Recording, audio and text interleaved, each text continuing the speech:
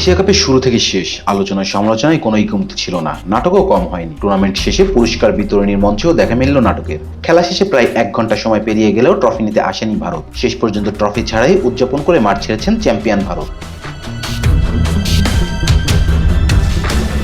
Asia কাপের ফাইনালে পাকিস্তানকে 5 উইকেট হারানোর পর মঞ্চস্থ হয় এই নাটক। নিয়ম অনুযায়ী চ্যাম্পিয়ন দলের হাতে ট্রফি তুলে দেওয়ার কথাই ছিল এশিয়ান ক্রিকেট কাউন্সিলের সভাপতি মহাসিন নাকিবের, কিন্তু ভারতীয় দল তার হাত থেকে ট্রফি নিতে অস্বীকৃতি জানায়। ভারতীয় দলের আপত্তির পরে বেঁকে বসেন নাকিবও। তার স্পষ্ট কথা, এসিসির সভাপতি হিসেবে তিনি পুরস্কার তুলে দেবেন। ভারত যদি না নেয় তাহলে পুরস্কার দেবেন না। এশিয়া কাপের এই পুরস্কার বিতরণী অনুষ্ঠানে উপস্থিত ছিলেন বাংলাদেশ ক্রিকেট বোর্ডের সভাপতি আমিনুল ইসলাম বুলবুল।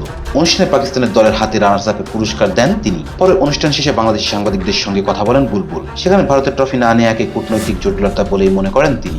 বুলবুল বলেন, এখানে কিছু ব্যাপার আছে যেগুলো হয়তো সাংবাদিকদের সামনে বলা যাবে না। এখানে ভারত চ্যাম্পিয়ন হয়েছে, পাকিস্তান রানার্স আপ হয়েছে, তবে একটা দল পুরস্কার বিতরণ অনুষ্ঠানে আসতে দেরি করেছিল। পরবর্তীতে একটা সমঝোতা হয়েছে, তারা হয়তো চ্যাম্পিয়ন হওয়ার ট্রফিটা নিতে চায়নি।